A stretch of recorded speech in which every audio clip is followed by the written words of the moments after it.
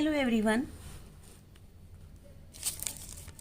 This is chapter number 1 rational numbers. Rational numbers class 8 का chapter number 1 है ये, जो न्यू बुक के अकॉर्डिंग आपका जो अभी सिलेबस चेंज हुआ है 2023-24 के अकॉर्डिंग, तो उसमें हमारे 3 ही क्वेश्चंस हैं और वो 3 क्वेश्चंस आप तभी कर पाएंगे जब आपको ये प्रॉपर्टीज़ जो हैं वो अच्छी तरीके से पता होंगी।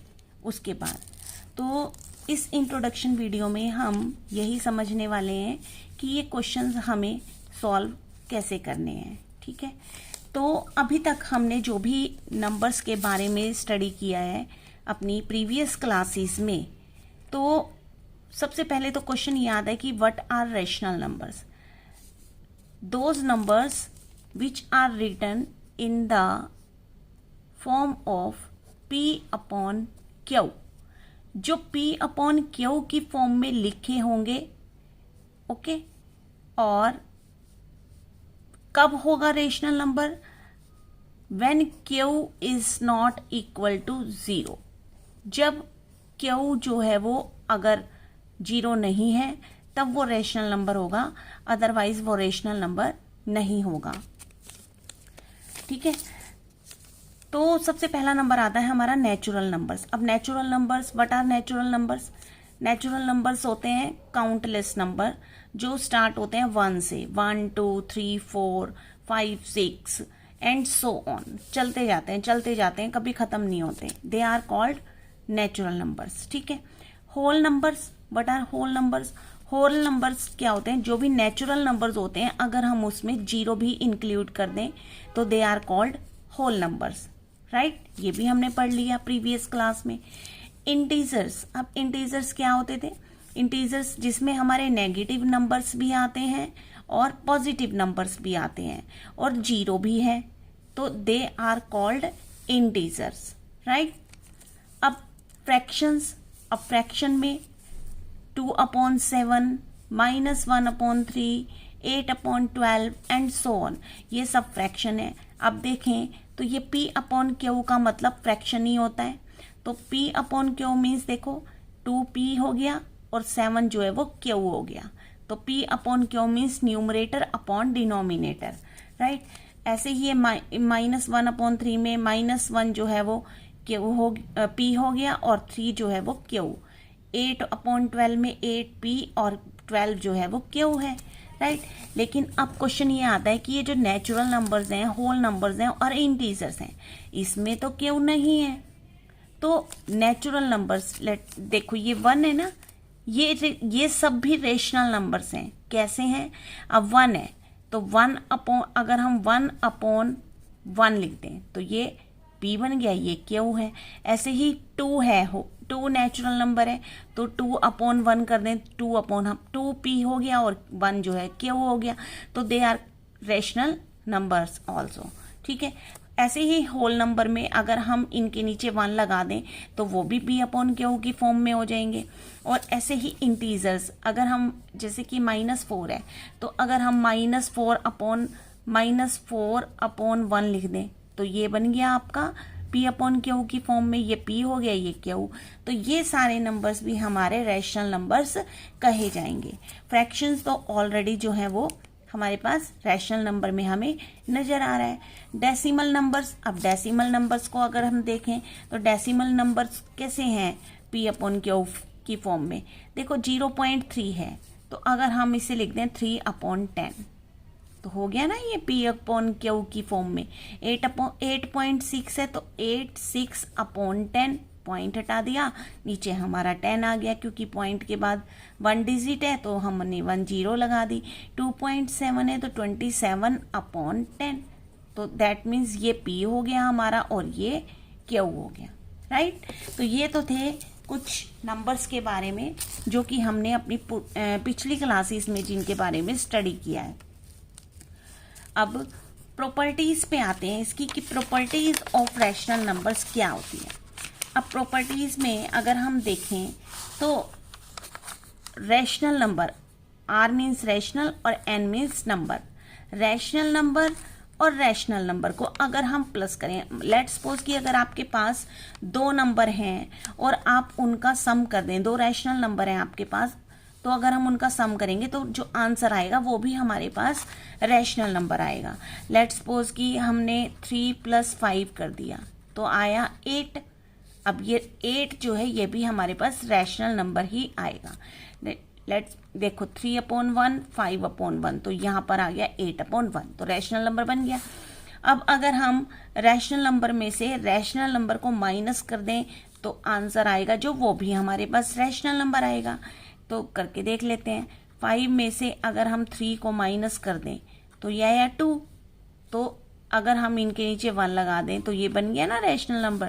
तो अगर हम इन दोनों रैशनल नंबर को माइनस करेंगे तो आंसर भी हमारा रैशनल नंबर ही होगा। ऐसे ही अगर हम रैशनल नंबर को रैशनल नंबर के साथ मल्टीप्लाई करें तो आंसर जो होगा वो रैशनल नंबर होगा। तो लेट्स सपोज कि हमने 5 को मल्टीप्लाई कर दिया 2 से तो ये एक रैशनल नंबर ही आ गया हमारे पास। बिकॉज 5/1 कर दें 2/1 कर दें तो यहाँ पे 10/1 आ जाएगा। अब रैशनल नंबर को अगर हम डिवाइड करते हैं रैशनल नंबर से तो वो क्या रैशनल नंबर आएगा, ये हमें आ सकता है। रैशनल नंबर को अगर हम डिवाइड करें रैशनल नंबर से तो वो रैशनल नंबर आएगा, लेकिन कब, जब हमारे पास डिनोमिनेटर जो है यानी कि क्यू जो है वो 0 ना हो। अगर क्यू 0 हो गया तो वो रैशनल नंबर नहीं होगा, उसको नॉट डिफाइंड होगा, उसको हम डिफाइन नहीं कर सकते। लेकिन अगर हमारा लेट्स सपोज कि इसे एक एग्जांपल से समझ लेते हैं कि अगर हम एक 10 को 5 से डिवाइड कर दें तो ये आ गया 2। यानी कि अगर हम एक रैशनल नंबर को लेट्स सपोज कि यहाँ पे 10/1 है, यहाँ पे 5/1 है, तो इसको डिवाइड किया तो हमने रैशनल नंबर ही आया हमारे पास। लेकिन अगर, क्योंकि यहाँ पर अभी क्यू की जगह हमारे पास 1 है, लेकिन अगर क्यू की जगह हमारे पास 0 है, लेट्स सपोज कि अगर हम 10 को 0 से डिवाइड करें तो अब ये जो क्यू है ये 0 है, तो इसका मतलब अब ये क्या हो गया हमारे, ये p है और ये क्यू है, क्यू 0 है ना, तो इसका मतलब 10/0 जो है वो नॉट डिफाइंड होगा, इसको हम डिफाइन नहीं कर सकते। ये एक रैशनल नंबर नहीं होगा, इसको हम डिफाइन नहीं कर सकते क्योंकि क्यू जो है वो 0 है। तो अगर क्यू 0 नहीं है तो वो एक रैशनल नंबर होगा। करेक्ट। तो अब आगे इसकी कुछ स्पेशल प्रॉपर्टीज हैं वो भी देख लेते हैं। अब स्पेशल आइडेंटिटी में सबसे पहली आइडेंटिटी आएगी हमारे पास मल्टीप्लिकेटिव आइडेंटिटी। अब ये मल्टीप्लिकेटिव आइडेंटिटी होती क्या है? मल्टीप्लिकेटिव आइडेंटिटी क्या होगी कि अगर हम a इंटू 1 करें, यानी a को 1 से मल्टीप्लाई करें या फिर 1 को किसी a से मल्टीप्लाई कर दें तो हमारा जो आंसर होगा वो a ही होगा। तो इसे एक एग्जाम्पल से समझते हैं कि लेट्स सपोज a हमारे पास है 3 और 3 को हम 1 से मल्टीप्लाई कर दें या हम 1 को 3 से मल्टीप्लाई कर दें। नंबर तो सेम ही है ना, ये चाहे हम 3 को 1 से करें या 1 को 3 से करें, आंसर तो हमारे पास 3 ही आएगा। राइट। तो जब कभी भी हम ऐसा क्वेश्चन देखेंगे कि किसी नंबर को 1 से मल्टीप्लाई किया जा रहा है या 1 को किसी नंबर से मल्टीप्लाई किया जा रहा है और उसका आंसर सेम आ रहा है तो वो होगा 1, उसे कहते हैं 1 इज मल्टीप्लिकेटिव आइडेंटिटी। तो वो कौन सी आइडेंटिटी होगी? Multiplicative identity. करेक्ट। अगर हम किसी नंबर को 1 से कर रहे हैं या 1 को किसी नंबर से कर रहे हैं, उसी सेम नंबर से कर रहे हैं, तो हमें 1 इज जो 1 होगा वो मल्टीप्लिकेटिव आइडेंटिटी होगी।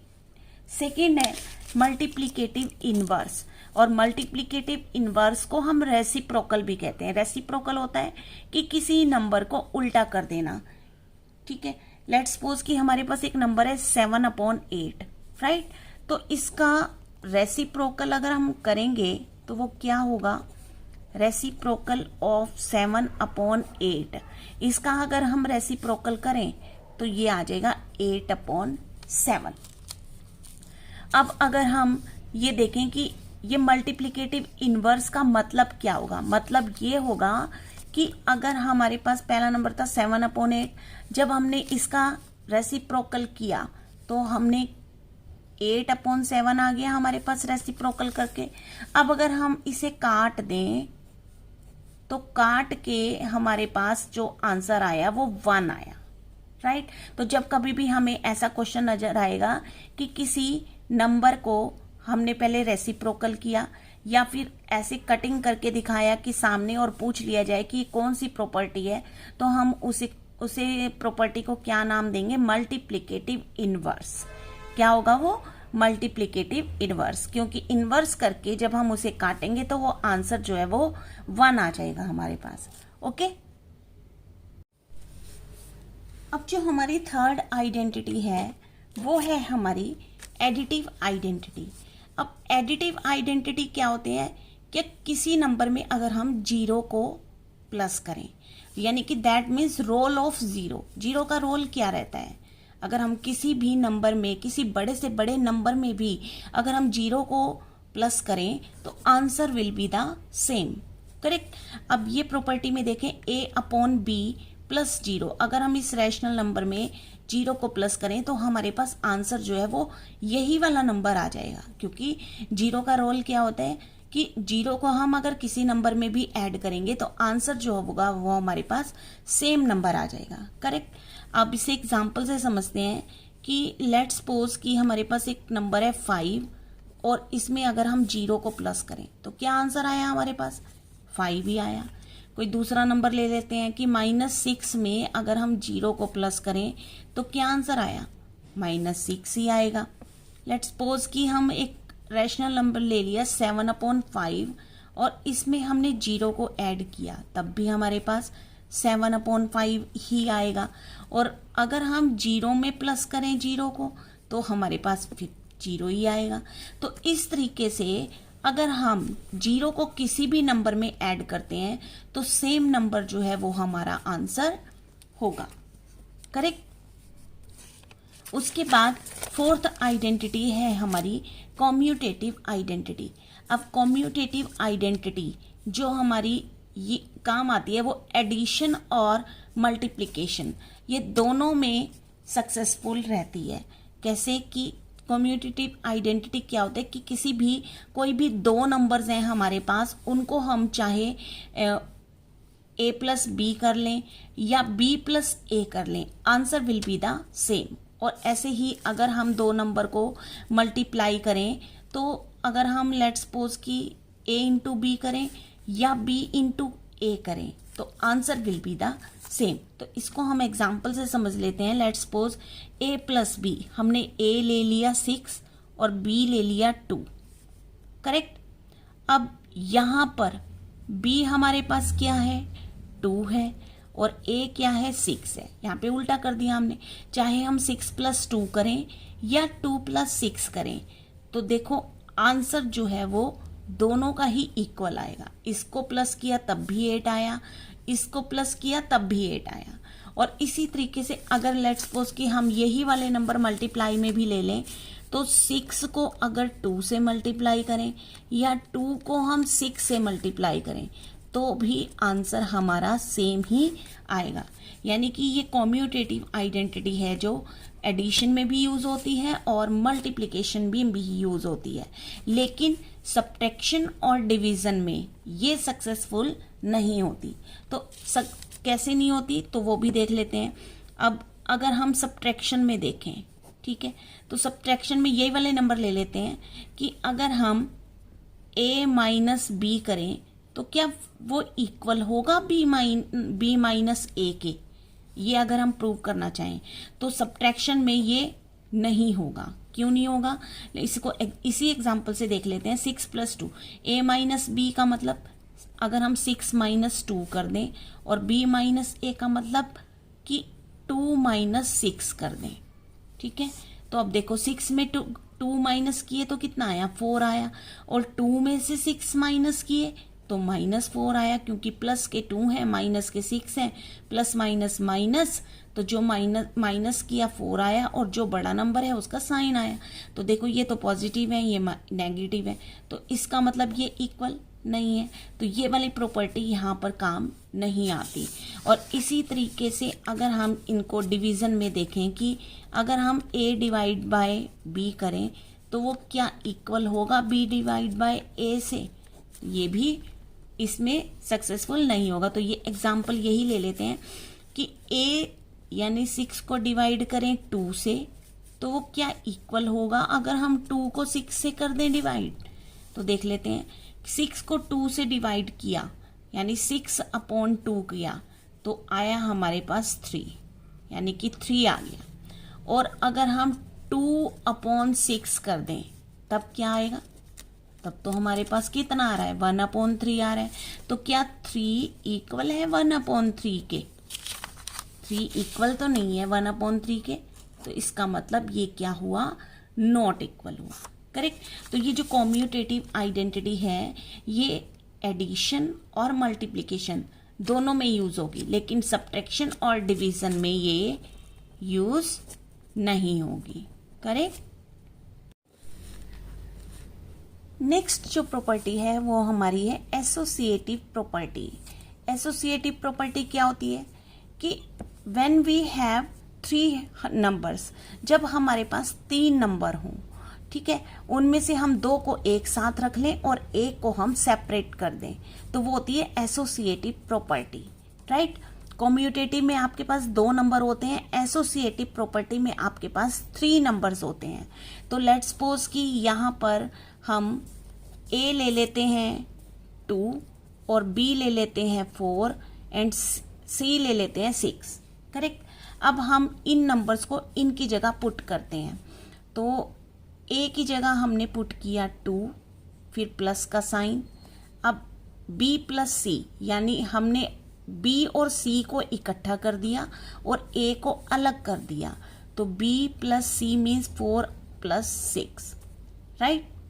और यहाँ पर क्या किया हमने, a और b को तो इकट्ठा रख लिया और c को अलग कर दिया, तो a और b क्या है हमारे 2 प्लस 4, और अब हमने c को अलग कर दिया।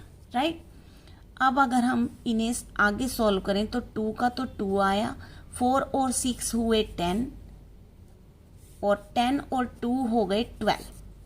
करेक्ट। अब यहाँ पर अगर करें 4 और 2 को प्लस किया 6 हुआ and 6 and then we will add them 6 and 6 they will be 12। तो आंसर इज सेम, चाहे हमने नंबर्स को जैसे मर्जी प्लस किया तो हमारे पास लास्ट में जो आंसर आया वो सेम आ गया। ठीक है। अब यही प्रॉपर्टी अगर हम मल्टीप्लिकेशन में देखते हैं कि 2 नंबर को हमने इकट्ठा रख लिया, एक को अलग कर दिया, फिर दूसरे 2 नंबर को इकट्ठा रखा और तीसरे को अलग कर दिया। ठीक है। तो नंबर्स हम यही ले लेते हैं ए बी सी। तो a की जगह हमने 2 लिखा और b और c 4 × 6 हो गया।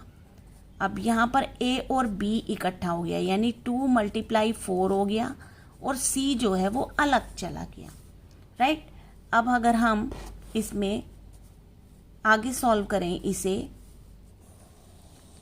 तो देखिए 2 और मल्टीप्लाई 6 4 = 24 और यहाँ पे क्या हुआ 8 और इंटू 6। अब अगर हम इसे मल्टीप्लाई करें तो कितना आया 48 और 8 6 जा भी कितना आ गया 48। तो लास्ट में जो आंसर है वो हमारा सेम आ गया। तो ये एसोसिएटिव प्रॉपर्टी भी एडिशन और मल्टीप्लिकेशन में काम करती है और ये प्रॉपर्टी भी हमारी सब्ट्रैक्शन और डिवीजन में काम नहीं करेगी।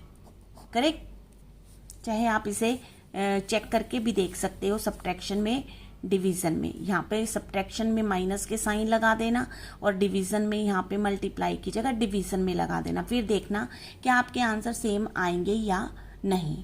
राइट। अब नेक्स्ट प्रॉपर्टी है हमारी distributive property. Distributive property means distribute कर देना, नंबर्स को बांट देना, जैसे कि a × b + c। अब हमें क्या करना है, ये इन एडिशन है क्योंकि यहाँ ब्रैकेट में प्लस का साइन है, ये सब्ट्रैक्शन है, ये माइनस का साइन है। Distributive property in addition and distributive property in subtraction. Correct. तो अब देखो यहाँ पर हम यही वाले नंबर ले लेते हैं। चलिए 2, 4 एंड 6 ये नंबर ले लेते हैं।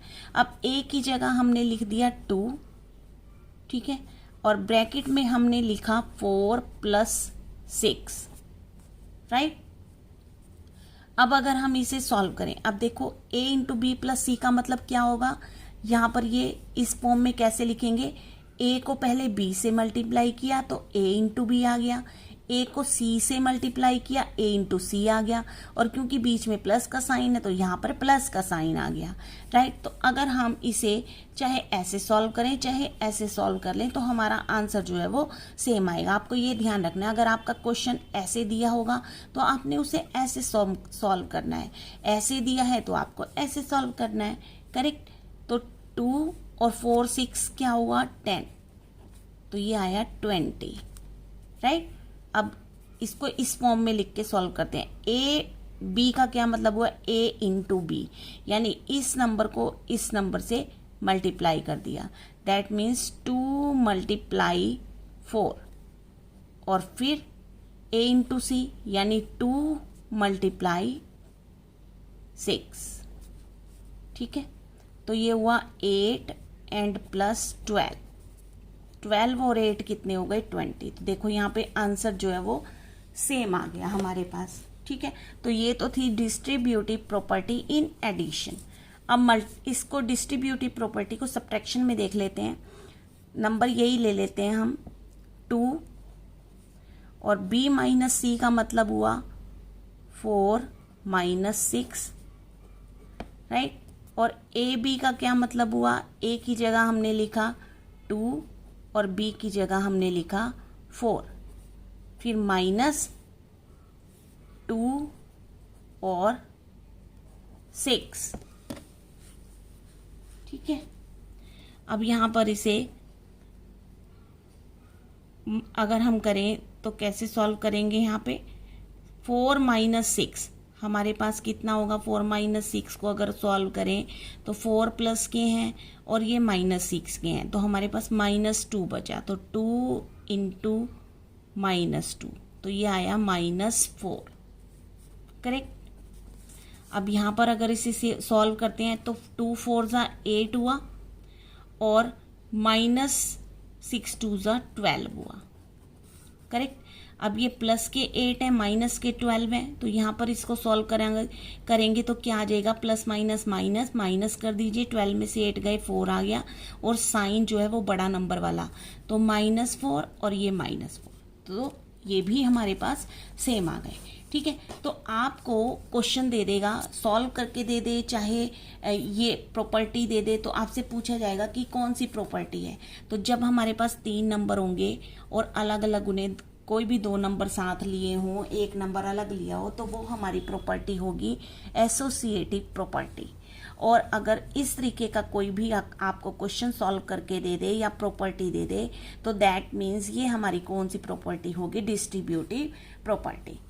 तो आपको चैप्टर 1 में यही प्रॉपर्टीज जो हैं वो काम आने वाली हैं सारी। अगर आपको ये प्रॉपर्टीज अच्छे से समझ आ जाएंगी तो आपके लिए हर क्वेश्चन आसान होगा। ओके, सो इस वीडियो में इतना ही, मिलते हैं फिर नेक्स्ट वीडियो में। Thanks for watching.